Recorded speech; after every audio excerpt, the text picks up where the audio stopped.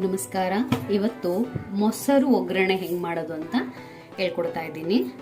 ಮೊದಲಿಗೆ ಒಂದು ಬಾಣಲೆನ ಇಟ್ಟು ಅದಕ್ಕೆ ಸ್ವಲ್ಪ ಎಣ್ಣೆ ಹಾಕಿ ಗ್ಯಾಸನ್ನು ಹಸ್ಕೋಬೇಕು.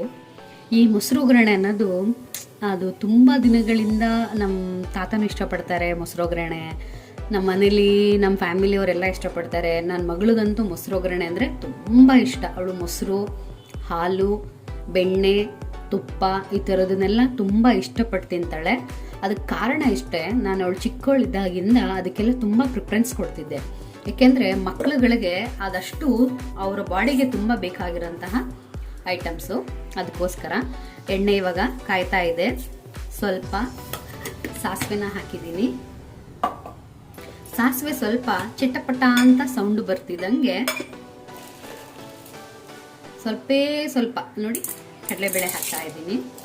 ಮೊಸರು ಒಗ್ಗರಣೆ ಮಾಡೋಕ್ಕೆ ಸಾಸಿವೆ ಮತ್ತು ಕಡಲೆಬೇಳೆ ಎರಡನ್ನೂ ಹಾಕಿದ್ದೀನಿ.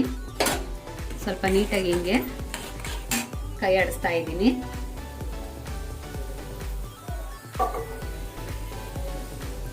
ನೆಕ್ಸ್ಟು ಸ್ವಲ್ಪ ಜೀರಿಗೆನ ಹಾಕ್ತಾ ಇದ್ದೀನಿ. ಮೊಸರು ಒಗ್ಗರಣೆಗೆ ಸ್ವಲ್ಪ ಜೀರಿಗೆನ ಹಾಕ್ತಾ ಇದ್ದೀನಿ. ದೆನ್ ಕರ್ಬೇವಿನ ಸೊಪ್ಪು ಸಿಡಿಯುತ್ತೆ, ಜೋಪಾನ.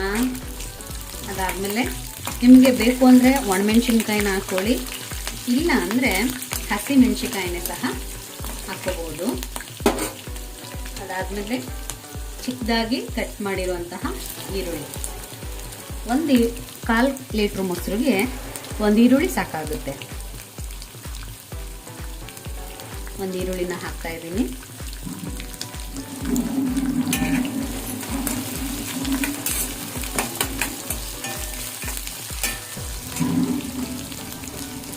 ಈರುಳ್ಳಿ ಸ್ವಲ್ಪ ಬೇಯಬೇಕಾದ್ರೆ ಉಪ್ಪನ್ನ ಹಾಕೊಳ್ಳಿ. ಯಾವಾಗಲೂ ಮೊಸರನ್ನ ತಣ್ಣಗಿರೋ ಅನ್ನಕ್ಕೇನೆ ಮಾಡಬೇಕು. ಅಂದರೆ ಮೊಸರು ಒಗ್ಗರಣೆ ಅಥವಾ ಮೊಸರನ್ನ ನೀವು ಹಾಕೊಂಡು ತಿಂತೀರಾ ಅಂದರೆ ಅನ್ನ ತಣ್ಣಗಿರಬೇಕು. ಬಿಸಿ ಅನ್ನಕ್ಕೆ ಹಾಕಿದ್ರೆ ಅದು ಪಾಯ್ಸನ್ ಥರ ಮೊಸರೆಲ್ಲ ಹುಳಿ ಬಂದ್ಬಿಡುತ್ತೆ. ತಿನ್ನಿದ್ರೆ ಬಿಸಿ ಅನ್ನಕ್ಕೆ ಮೊಸರು ಹಾಕೊಂಡು ತಿಂದಾಗ ಹುಳಿ ಅಂತ ತುಂಬ ಹುಳಿ ಅನ್ನಿಸ್ತಾ ಇರುತ್ತೆ. ಅದು ಏನೋ ವಿಷದ ಥರ ಅದು ಕನ್ವರ್ಟ್ ಆಗುತ್ತಂತೆ. ಅದಕ್ಕೋಸ್ಕರ ದಯಮಾಡಿ ಯಾರಾದರೂ ಮೊಸರನ್ನ ಮಾಡೋರು, ತುಂಬ ಎಮರ್ಜೆನ್ಸಿ ಇದೆ, ಬಿಸಿ ಅನ್ನಕ್ಕೆ ಕಲಿಸ್ಬಿಟ್ಟು ಹೊಟ್ಟೋಗ್ಬೇಡಿ. ದಯವಿಟ್ಟು ಮೊದಲು ಅನ್ನನ ಮಾಡಿಟ್ಕೊಂಡು ಕಲಸಿ. ತುಂಬಾ ಎಮರ್ಜೆನ್ಸಿ ಇದ್ರೆ ರಾತ್ರಿ ಅನ್ನ ಮಾಡಿಬಿಡಿ. ನಿಮ್ಗೆ ನಾಳೆ ಬೆಳಗ್ಗೆ ಬೇಗ ಮೊಸರನ್ನ ಬೇಕು ಅಂತಂದರೆ ಏನು ತಲೆ ಕೆಡಿಸ್ಕೋಬೇಡಿ, ನೈಟ್ ಅನ್ನ ಮಾಡಿ ಇಟ್ಬಿಡಿ. ಬೆಳಗ್ಗೆ ಎದ್ದು ಮೊಸರು ಒಗ್ಗರಣೆ ಹಾಕಿ ಅನ್ನ ಕಲಸಿ. ಅದ್ಭುತವಾಗಿರುತ್ತೆ ರುಚಿ ಮಾತ್ರ. ಆ ತಂಗ್ಳನ್ನಕ್ಕೆ ಮೊಸರು ಒಗ್ಗರಣೆ ನಿಜವಾಗ್ಲೂ ಚೆನ್ನಾಗಿರುತ್ತೆ. ಇಲ್ಲ ನಮಗೆ ಟೈಮ್ ಇದೆ ಪರವಾಗಿಲ್ಲ ಅನ್ನೋದಾದರೆ ಮೊದಲು ಬೆಳಗ್ಗೆ ಎದ್ದ ತಕ್ಷಣ ಅನ್ನ ಮಾಡಿ ಇಟ್ಬಿಡಿ. ಆಮೇಲೆ ಸ್ವಲ್ಪ ಅದನ್ನು ಹಾರಕ್ಕೆ ಹಾಕಿ ಒಂದು ಪ್ಲೇಟ್ ಮೇಲೆ ಅಥವಾ ಒಂದು ತಟ್ಟೆಗೆ ಅನ್ನನ ಹಾರಕ್ಕೆ ಇಟ್ಬಿಟ್ಟು ಆಮೇಲೆ ಮೊಸರು ಒಗ್ಗರಣೆ ಮಾಡಿ ಮೊಸರನ್ನ ಕಲಸಿ. ಆವಾಗ ಮೊಸರನ್ನ ತುಂಬ ಚೆನ್ನಾಗಿ ಬರುತ್ತೆ. ನಾನು ಯಾಕೆ ಈ ಮೊಸರನ್ನದು ಇಷ್ಟೊಂದು ಡೀಟೇಲ್ಸ್ ಹೇಳ್ತಾ ಇದ್ದೀನಿ ಅಂದರೆ, ಒಂದು 2-3 ಕಡೆ ನಾನು ಮೊಸರನ್ನ ತಿಂದಿದ್ದೀನಿ. ಅದು ಅವರು ಬಿಸಿ ಅನ್ನಕ್ಕೆ ಕಲಿಸ್ಬಿಟ್ಟಿದ್ರು, ಚೆನ್ನಾಗಿರಲಿಲ್ಲ ಟೇಸ್ಟು. ಮತ್ತು ಮೊಸರು ಗ್ಯಾಸ್ ಉರಿಬೇಕಾದ್ರೇ ಮೊಸರು ಹಾಕ್ಬಿಟ್ಟು ಮೊಸರೆಲ್ಲ ಒಡೆದೋಗಿತ್ತು. ಆ ರೀತಿ ಮಿಸ್ಟೇಕ್ಸ್ ಮಾಡ್ತಾ ಇರ್ತಾರೆ ಮೊಸರು ಒಗ್ಗರಣೆ. ಈಗ ನಮ್ಮ ಮನೆಯವರು ಮೊಸರು ಒಗ್ಗರಣೆ ಮಾಡೋದು ತೋರಿಸ್ತೀನಿ ಅಂದಿದ್ದಕ್ಕೆ ಅದನ್ನೇನು ತೋರಿಸ್ತೀಯ ಬುಡೆ ಅಂತಂದರು. ಆದರೆ ಮೊಸರು ಒಗ್ಗರಣೆನೂ ಸ್ವಲ್ಪ ಫಾಲ್ಟ್ಗಳು ಮಾಡೋರಿದ್ದಾರೆ. ಅದು ತಪ್ಪು ಅಂತ ನಾನು ಹೇಳಲ್ಲ. ಐ ಥಿಂಕ್ ನಿಮ್ಗೆ ಅದ್ರ ಬಗ್ಗೆ ಗೊತ್ತಿಲ್ಲದೆ ಇರ್ಬೋದು. ಅದನ್ನು ತಿಳ್ಕೊಳ್ಳೋದ್ರಲ್ಲಿ ಏನೂ ತಪ್ಪಿಲ್ಲ. ನಾನು ಫಸ್ಟ್ ಟೈಮ್ ಮೊಸರು ಒಗ್ಗರಣೆ ಮಾಡಿದಾಗ ಗ್ಯಾಸ್ನ ಜಾಸ್ತಿ ಸಿಮ್ಮಲ್ಲಿಟ್ಟು ಮೊಸರು ಹಾಕಿದ್ದೆ. ಮೊಸರೆಲ್ಲ ಒಡೆದೋಗ್ಬಿಟ್ಟಿತ್ತು, ಹಂಗಾಗ್ಬಿಟ್ಟಿತ್ತು. ಅದಕ್ಕೆ ಅದಾದ್ಮೇಲೆ ನನಗೆ ಗೊತ್ತಾಯಿತು ಒಗ್ಗರಣೆ ಮಾಡಿ ಗ್ಯಾಸ್ ಆಫ್ ಮಾಡಿ ಮೊಸರು ಹಾಕಬೇಕು ಅಂತ.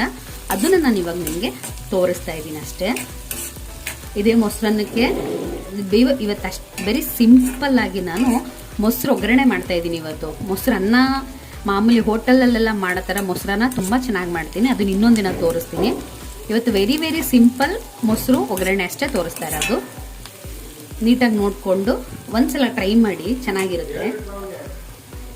ನೋಡಿ, ಈರುಳ್ಳಿ ಈ ರೀತಿ ನೀಟಾಗಿ ಬೆಂದ ಮೇಲೆ ಇದಕ್ಕೆ ಸ್ವಲ್ಪ ಕೊತ್ತಂಬರಿ ಸೊಪ್ಪನ್ನ ಹಾಕ್ತಾ ಇದ್ದೀನಿ. ಈಗ ನಮ್ಮ ಮೊಸರು ಒಗ್ಗರಣೆ ರೆಡಿ ಆಗ್ತಿದೆ. ಎಲ್ಲ ಯೋಚನೆ ಮಾಡ್ತಾ ಇದ್ದೀರಾ, ಮೊಸರೇ ಇಲ್ಲ ಹೆಂಗಪ್ಪ ಮೊಸರು ಒಗ್ಗರಣೆ ರೆಡಿ ಆಗ್ಬಿಡ್ತು ಅಂತ. ಎಸ್, ಈ ರೀತಿ ಒಗ್ಗರಣೆ ಆದಮೇಲೆ ಒಂದ್ಸಲ ನೋಡಿ ಗ್ಯಾಸ್ ಆಫ್ ಮಾಡಿದ್ದೀನಿ. ನೆಕ್ಸ್ಟು ಇದಕ್ಕೆ ಮೊಸರನ್ನ ಆ್ಯಡ್ ಮಾಡ್ತೀನಿ. ಎಸ್, ಫೈನಲಿ ಮೊಸರನ್ನ ಆ್ಯಡ್ ಮಾಡ್ತಾ ಇದ್ದೀನಿ.